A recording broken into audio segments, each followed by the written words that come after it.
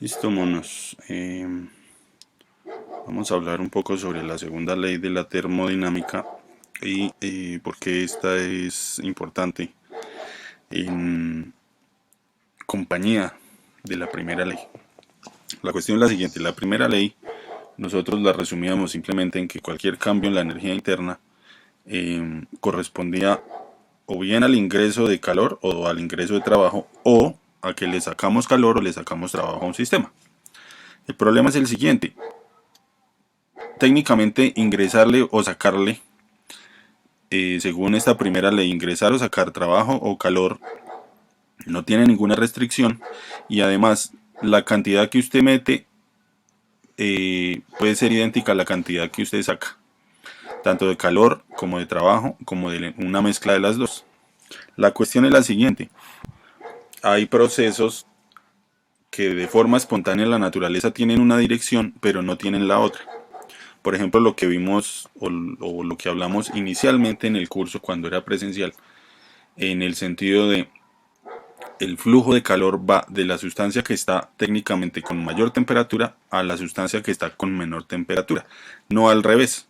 Ustedes no ven que un poco de agua se congele solita y que ese calor se transfiera a la olla y sea la olla la que se calienta. Por el contrario, ustedes lo que ven es, ustedes ponen la ollita en la estufa, le ponen candela, la olla se calienta, el calor se transmite al cubito de hielo y este se derrite.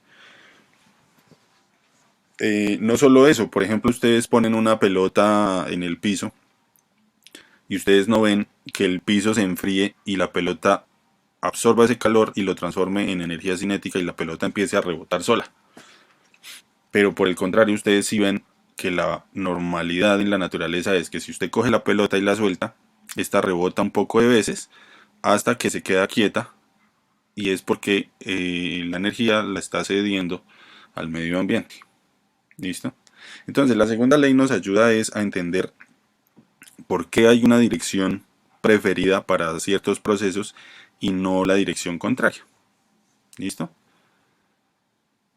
Entonces, en general vamos a decir que todos los procesos termodinámicos que suceden de forma natural son irreversibles. Usted no puede hacer el proceso contrario. A usted se le cae un pocillo y se le vuelve miércoles. Y no al revés, un pocillo que ya esté vuelto miércoles no se vuelve a juntar solito de la nada y se levanta y se posa en su mano. Eso no sucede, ¿listo?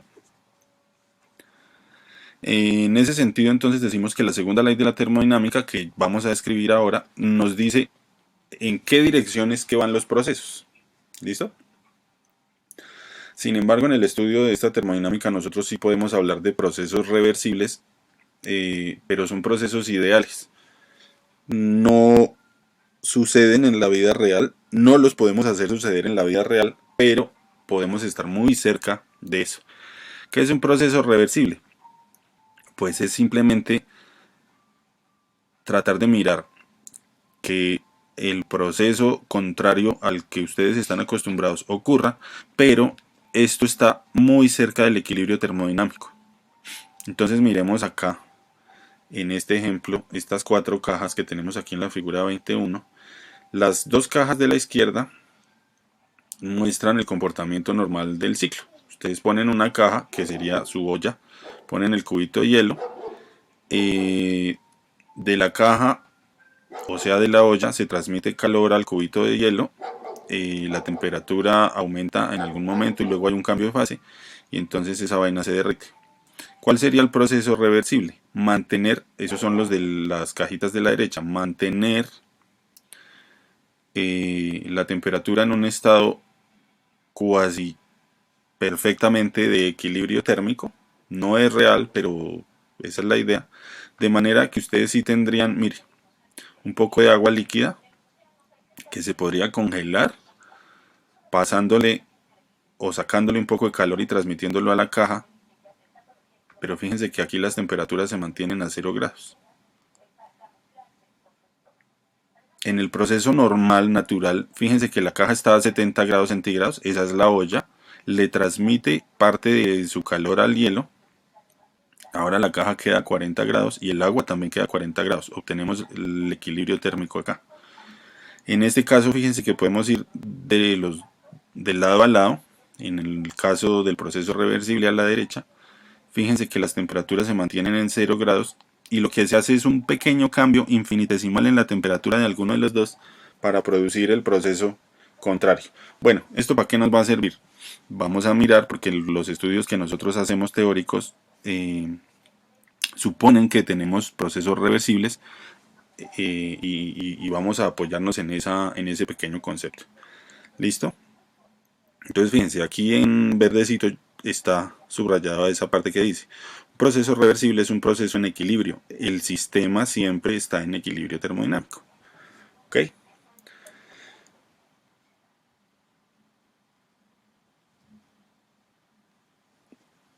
Entonces, hay otra cuestión que tenemos que tener en cuenta, y es el concepto de desorden o aleatoriedad de un sistema.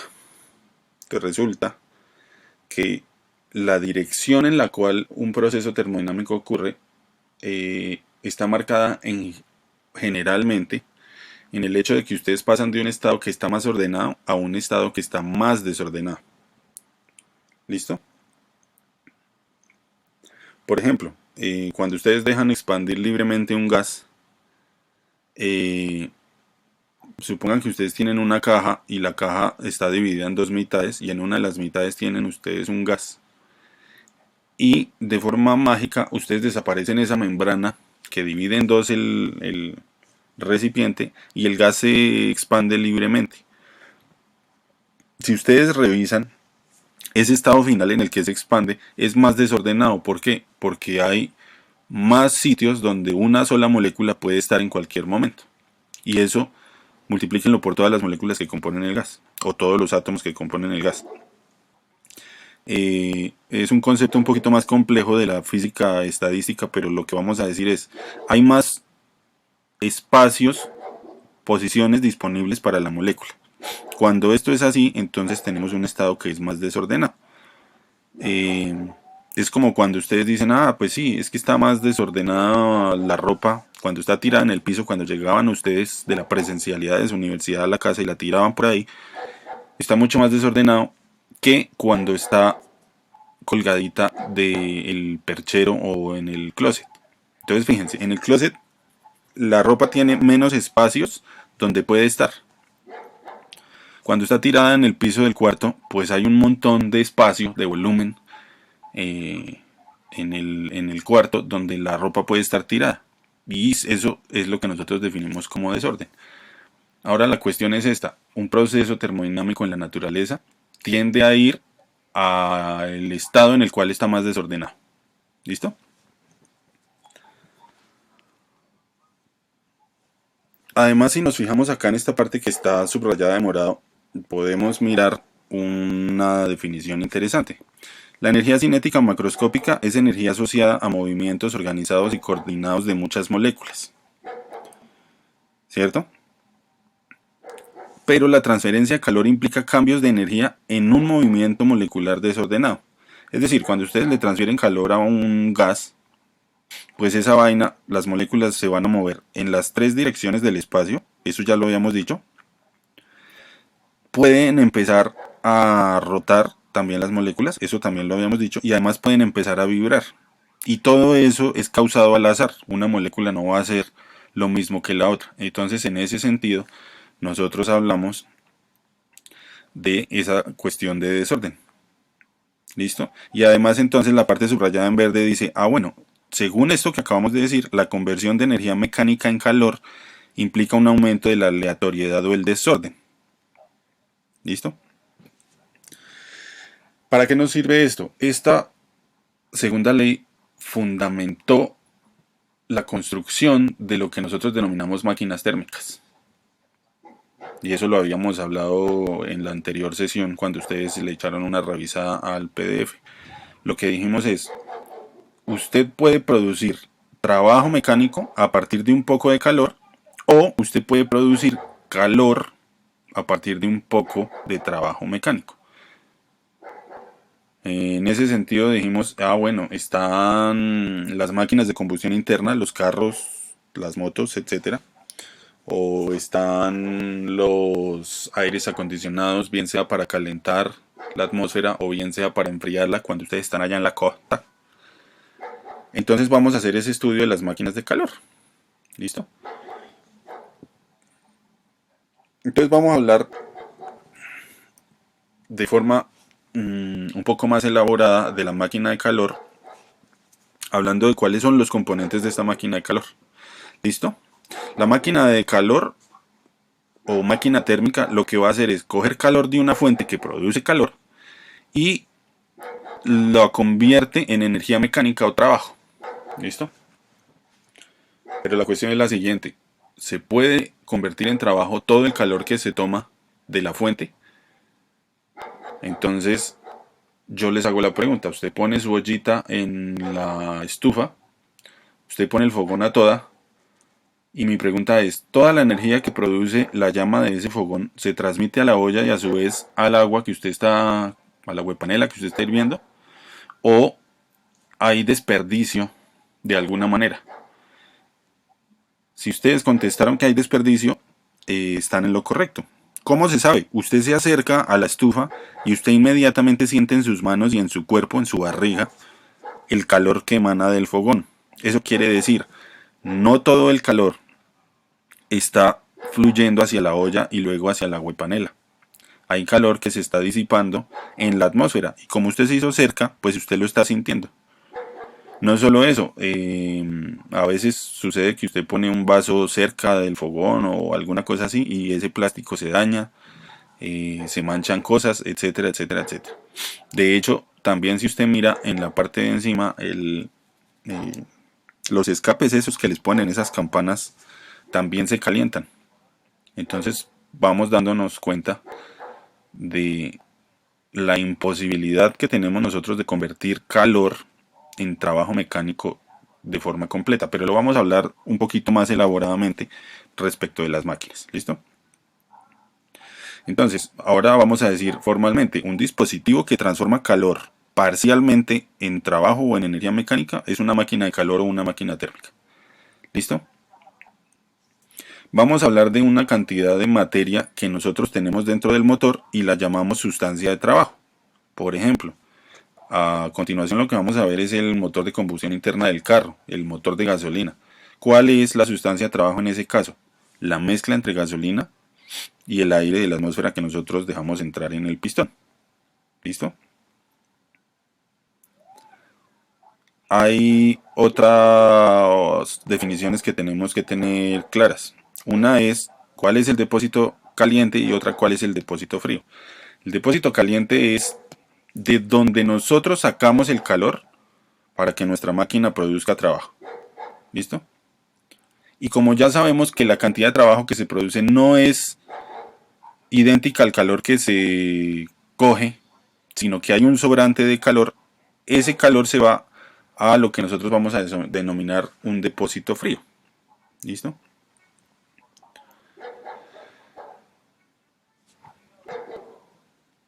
Además vamos a hablar de algo que se llama proceso cíclico en una máquina. Entonces la cuestión es, cuando la sustancia de trabajo efectúa un proceso cíclico, todos los procesos terminan y dejan la sustancia en el mismo estado en que se inició. El motor de gasolina no es en la vida real un proceso cíclico, pero se asume como tal por lo siguiente. Ustedes inician el ciclo dejando entrar una mezcla de gasolina y de aire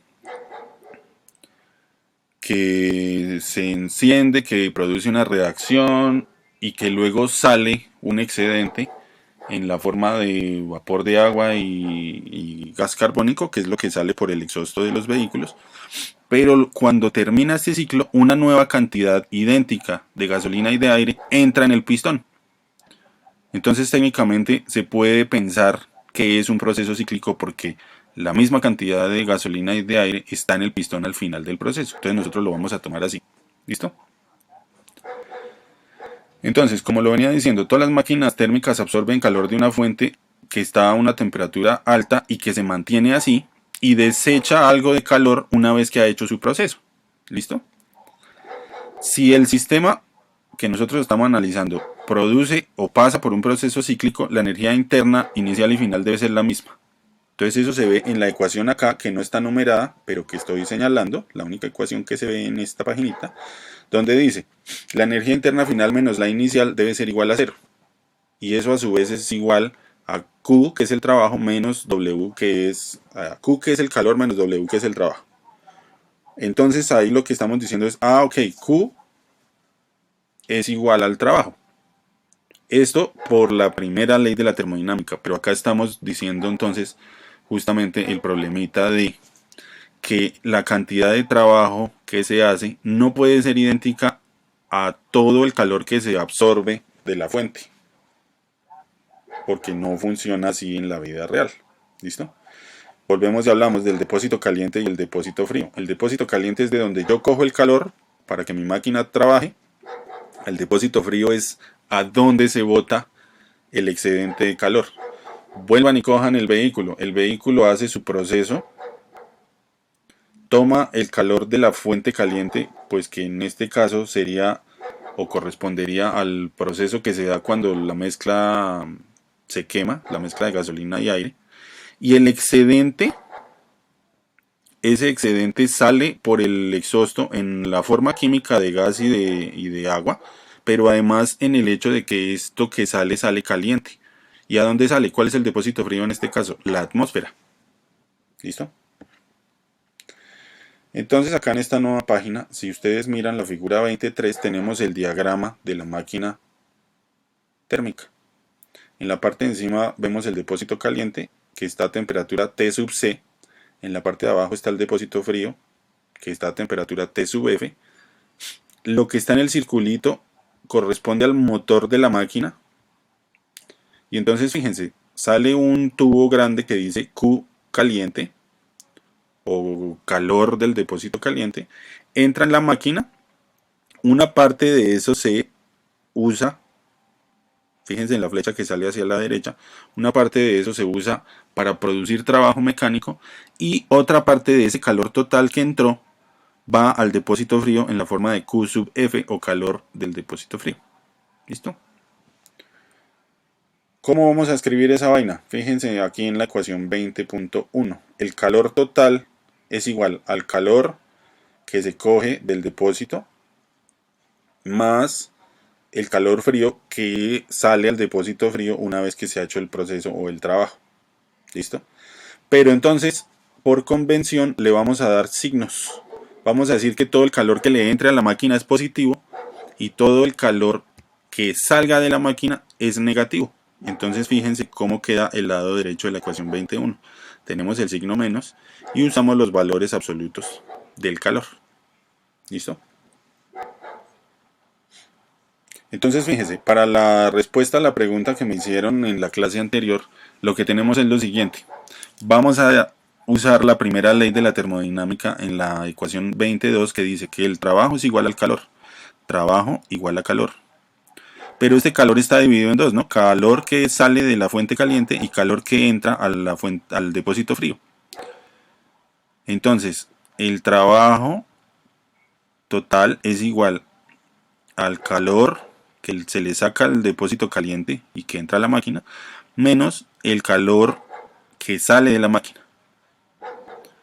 Si ustedes cogen y dividen cada uno de esos lados de la ecuación 20.2 sobre el calor que entró a la máquina, obtenemos lo que llamamos la eficiencia térmica, que fue la pregunta que me hicieron en la clase anterior.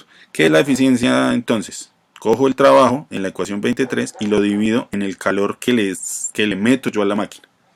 ¿Listo? Pero resulta que este trabajo equivale a esto que estoy subrayando acá en la ecuación 20.2. Si yo cojo esto, vamos a escribirlo. Si yo cojo esto y lo reemplazo acá, entonces tendría Q caliente menos Q frío. Todo eso sobre Q caliente. Como tenemos este signo menos aquí, yo puedo separar en dos fraccionarios, Q caliente sobre Q caliente menos Q frío sobre Q caliente. De ahí obtengo la ecuación 20.4.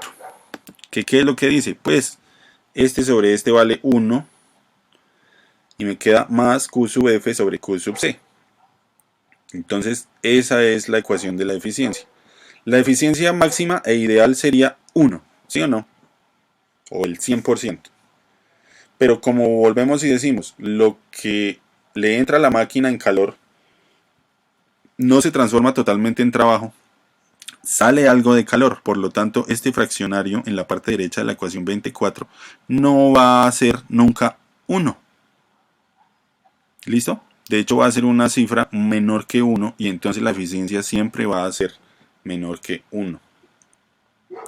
La idea de los vehículos, tanto de gasolina como de diésel, como de otro tipo de combustibles, es aumentar esa eficiencia al máximo posible, teniendo en cuenta que nunca jamás vamos a llegar al 100%. ¿Listo? Entonces vamos a borrar acá esto, porque si no se ve bien feo cuando movamos la página. Vamos a mover la página y vamos a mirar un ejemplo de una máquina de vapor. ¿Listo? Entonces, perdón, una máquina térmica. Vamos a leer el enunciado. Un motor de gasolina de un camión coge 10.000 joules de calor y produce 2.000 joules de trabajo mecánico por ciclo. El calor se obtiene quemando la gasolina, en realidad la mezcla de gasolina y aire, cuyo calor latente de combustión es, fíjense acá, 5 por 10 a la 4 joules sobre gramo. ¿Listo? Entonces la pregunta es, calcule la eficiencia térmica del motor. ¿Cuánto calor se desecha en cada ciclo? Es decir, calcule Q sub F. ¿Cuánta gasolina se quema en cada ciclo? Calcule la masa de gasolina. Si el motor ejecuta 25 ciclos por segundo, ¿cuál es la potencia? Entonces la potencia, recuerden que es trabajo dividido en la unidad de tiempo. ¿Listo? ¿Cuánta gasolina se quema por segundo y por hora? Entonces miremos. Lo primero es la eficiencia. La eficiencia ya sabemos es trabajo sobre Q sub C, o el calor que sacamos de la fuente caliente. El trabajo que se le saca son 2.000 joules y el calor que se absorbe de la fuente caliente son 10.000 joules. Entonces la eficiencia nos da 0.2, o sea el 20%. Entonces del 100% de calor que usted coge, el 20% se vuelve trabajo mecánico y el 80% es calor sobrante, papá. Entonces dése cuenta la eficiencia tan bajita de nuestro sistema. Esa es una de las razones, y más adelante vamos a ver por qué. Esa es una de las razones por las que los vehículos de combustión interna contaminan tanto. ¿Listo?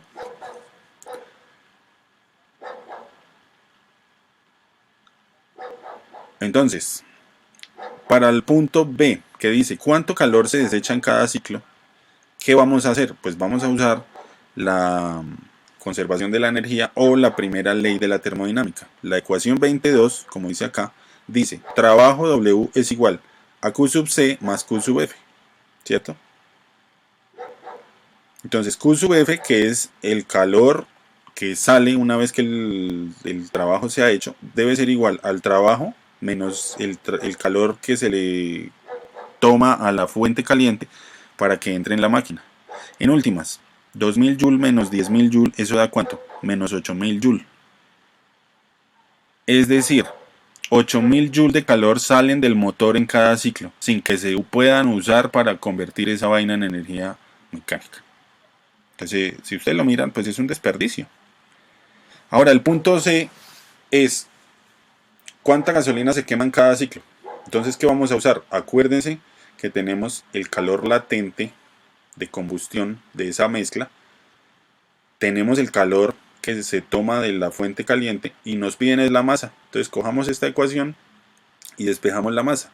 La masa será igual entonces a Q sub C sobre el calor latente de combustión y tenemos 10.000 joules dividido en 5 por 10 a la 4 joules sobre gramos. Cuando hacemos la operación obtenemos 0.2 gramos. 0.2 gramos de gasolina son las que se queman en cada ciclo, un solo ciclo. Ahora nos dice cuál es la potencia, pero la potencia para 25 ciclos. Entonces píllese. La potencia es la rapidez con la que se efectúa un trabajo, o sea, trabajo por la unidad de tiempo. En este caso vamos a usar el ciclo. Entonces tenemos 2000 Joule por cada ciclo multiplicado por los 25 ciclos que se hacen y eso nos da 50.000 watts. Si quieren pueden transformarlo a kilowatts como se ve ahí o lo pueden transformar a caballos de fuerza, 67 caballos de fuerza. ¿Listo? Y en últimas, la masa de gasolina que se quema por segundo o por hora corresponde a saber cuánta gasolina se quemó en cada ciclo, que fue 0.2 gramos, y multiplicarla por los 25 ciclos da 5 gramos, y por una hora será multiplicar esos 5 gramos por segundo por 3600 segundos por una hora, bueno, sobre una hora, y encontramos que se queman 18 kilogramos cada hora. 18 kilogramos de gasolina cada hora, eso es harto. Pero ustedes hagan la conversión o la idea de esto en términos de galones, porque recuerden que ustedes en la vida real pagan es por galones. ¿Listo? Entonces, para estas máquinas térmicas hablemos de motores de combustión interna. Vamos a hablar del motor de gasolina, el ciclo en el cual trabaja este motor de gasolina se denomina el ciclo Otto. Vamos a cerrar nuestra clase acá, pero en el próximo video vamos a mirar el motor de diésel y cuáles son las diferencias. ¿Listo? Entonces vamos a mirar acá la imagen 24, cuál es el ciclo del motor de combustión interna. Y le vamos a dar un nombre a cada una de esas partes del ciclo. Estos motores se llaman de 4 tiempos, ustedes lo han escuchado antes. Entonces la idea es, en el primer momento, aquí en la izquierda, hay una válvula que está abierta y entra la mezcla de gasolina y aire. ¿Listo? Cuando esa mezcla está entrando, este pistón va para abajo. Es decir, estamos aumentando el volumen. Y a esta parte nosotros la llamamos carrera de admisión. En la siguiente parte, en la parte B de la imagen, la válvula se cierra y el pistón comienza a comprimir esa mezcla de gasolina y de aire y la llamamos carrera de compresión. En el punto C, cuando se detiene la compresión ideal de esa mezcla, la bujía produce la chispa. La chispa quema entonces esta mezcla de la gasolina y el aire y la explosión que se produce lanza el pistón nuevamente hacia afuera. Esta parte se llama la carrera de potencia porque es la parte donde realmente se toma el calor de la fuente caliente, se produce trabajo mecánico que corresponde a la expansión acá de este pistón y en la carrera de escape o la parte final el pistón vuelve y sube, pero lo que sucede es que se abre la otra válvula que es la de escape y lo que sobró en términos de calor se saca al medio ambiente a través de esta válvula. ¿Qué es lo que sale? Gas carbónico y agua, pero ambos calientes. ¿Listo? Entonces, aquí en esta parte con colorcitos está resumido todo lo que acabamos de decir.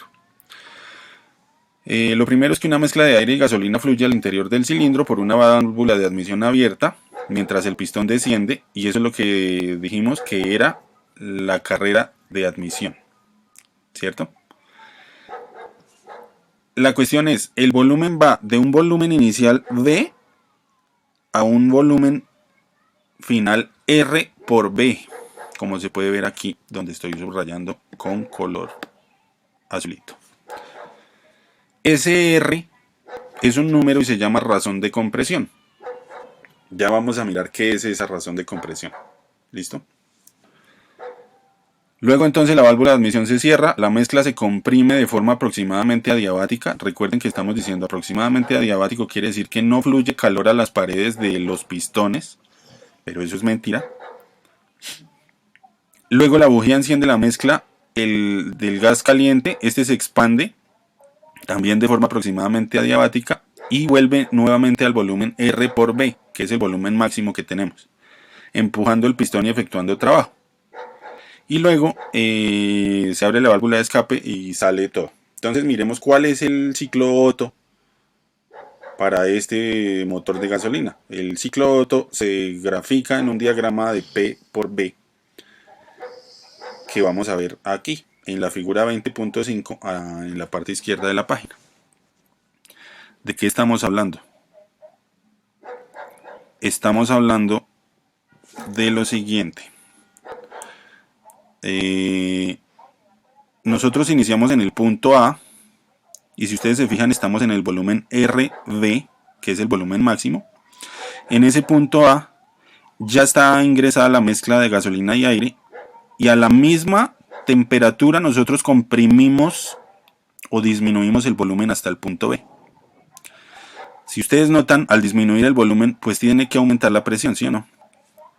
En el punto B, la bujía produce la chispa y nosotros obtenemos de nuestra fuente caliente el calor necesario para hacer el trabajo mecánico.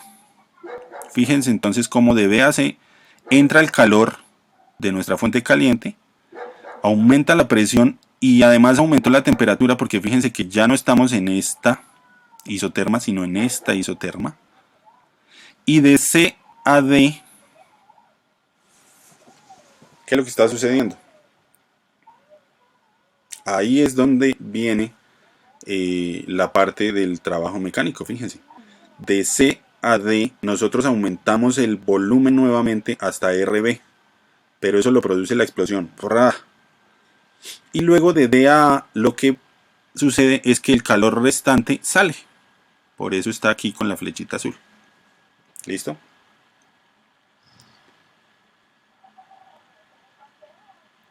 Ahora fíjense, de B a C y de D a A, o sea, estas líneas verticales, son procesos que se dan a volumen constante, ¿cierto? Cuando el proceso se da a volumen constante habíamos dicho que ahí no hay trabajo, ¿sí o no? Listo. Entonces, como los procesos son a volumen constante, las ecuaciones que nosotros tenemos que utilizar de B a C y de A a D son estas que se ven acá y que no están numeradas, pero que están encima de la ecuación 20.5. ¿Qué es lo que dice? Que el calor de la fuente caliente y el calor de la fuente fría simplemente dependen de la temperatura. Y fíjense, nosotros vamos de una isoterma, que es la que está aquí bajita, a la isoterma alta y luego de regreso. Eso quiere decir que dependemos únicamente de las temperaturas y por eso usamos esta ecuación donde dice el número de moles por el calor específico a volumen constante y la diferencia de temperaturas. De C a B para la parte izquierda, C, donde C es la final y B la inicial, y de D hacia A, donde A es la final porque cierra el ciclo y D es la inicial. ¿Qué particularidad tiene esta? Fíjense que una es mayor que 0 y la otra es menor que 0, porque en un caso está entrando calor al sistema y en el otro caso está saliendo calor del sistema.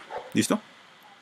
Todo lo que queda hacer es mirar la eficiencia térmica, y la eficiencia térmica consiste simplemente en usar la ecuación que ya habíamos visto y discutido y meter estas equivalencias de calor sub C o calor sub F, ¿no? Entonces habíamos dicho 1 menos Q sub F sobre Q sub C. Pero resulta que por las ecuaciones anteriores nosotros tenemos entonces N por CB por la diferencia de las temperaturas. Si nosotros colocamos eso arriba y abajo, N, el número de moles por el calor a volumen constante, el calor específico a volumen constante, eso se cancela y nos quedan solamente las diferencias de temperatura. Esa es la ecuación 20.5. Entonces, ¿qué queda? T sub C menos T sub B más T sub A menos T sub D. Todo sobre T sub C menos T sub B. ¿Listo? Y para simplificarlo más, usamos la relación temperatura-volumen para procesos adiabáticos que habíamos visto en la última parte de la semana anterior. Entonces, si ustedes recuerdan, ese gamma que estamos usando acá en estas ecuaciones corresponde a la división entre C sub B y C sub P, o calor específico a volumen constante, calor específico a presión constante. ¿Lo recuerdan? Listo. Entonces, si nosotros hacemos la matemática de igualar esto y meterlo en la ecuación 25 o reemplazarlo en la ecuación 25, vamos a obtener la ecuación 26 después de hacer toda la matemática, y es simplemente que la eficiencia es igual a 1 menos 1 dividido en R elevado a la gamma menos 1. ¿Qué es ese R? Habíamos dicho que ese R se denominaba razón de compresión, y aquí es donde viene la parte interesante. ¿Qué es esa razón de compresión? Esa razón de compresión nos dice cuál es la posibilidad de que absolutamente toda la mezcla de gasolina y de aire se queme. Entonces, esta eficiencia obviamente siempre es menor que 1, y la cuestión es la siguiente. Esta R, esta razón de compresión, generalmente está entre 8 y 10. ¿Listo? Pero entonces hay un problema.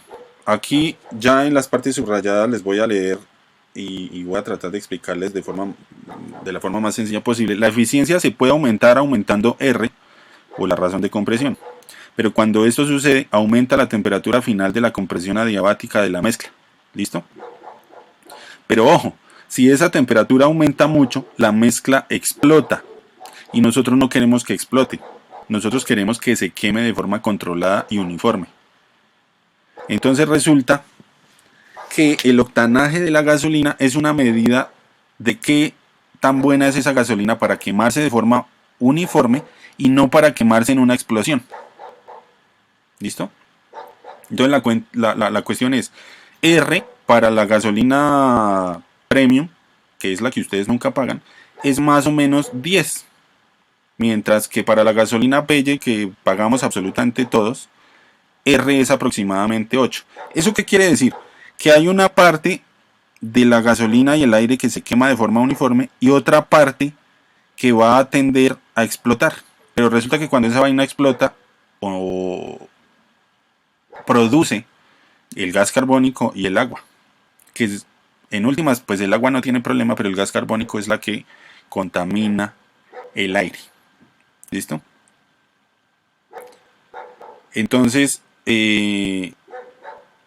esas son las razones por las cuales nosotros tenemos en cuenta ese R, o esa razón de compresión, en un motor de gasolina. Los estudios para los vehículos más avanzados y más caros tienden a optimizar esto de la manera más grande que sea posible, pero la eficiencia teórica en un vehículo de gasolina es de hasta 56%, y eso quiere decir que aún está muy, pero muy por debajo del 100% de transformar todo el calor de esa quemada de la gasolina y del aire y convertirlo en energía mecánica. No es posible. Además, la otra cuestión es que el ciclo Otto que acabamos de mirar supone que la mezcla se comporta como si fuera un gas ideal, pero eso no es cierto. Además, no tiene en cuenta que las paredes del pistón se calientan. No toma en cuenta la fricción, y recuerden ustedes que necesitan el aceite para que los motores no se fundan por esta causa. Y además recuerden que pasado una cierta cantidad de años, por causa de la fricción, estos pistones se van a desgastar y entonces hay que hacer un cambio o simplemente comprar otro carro como hacen ustedes. Entonces hay muchísimas otras cuestiones que se deben tener en cuenta en los cálculos para un motor real, para mirar cuál es su eficiencia. Si estamos hablando acá de 56% teórico, la eficiencia real de un carro, teniendo en cuenta esas otras cuestiones, pues debe estar por lo menos 10% más abajo aún. ¿Listo? Y para terminar, como les digo, la combustión incompleta de la mezcla produce gas carbónico y agua. Y el problema es el gas carbónico que sale como parte de ese calor a la fuente fría, pero que resulta contaminante. Por ahora cerramos con esto y vamos a hablar más tarde del ciclo diésel.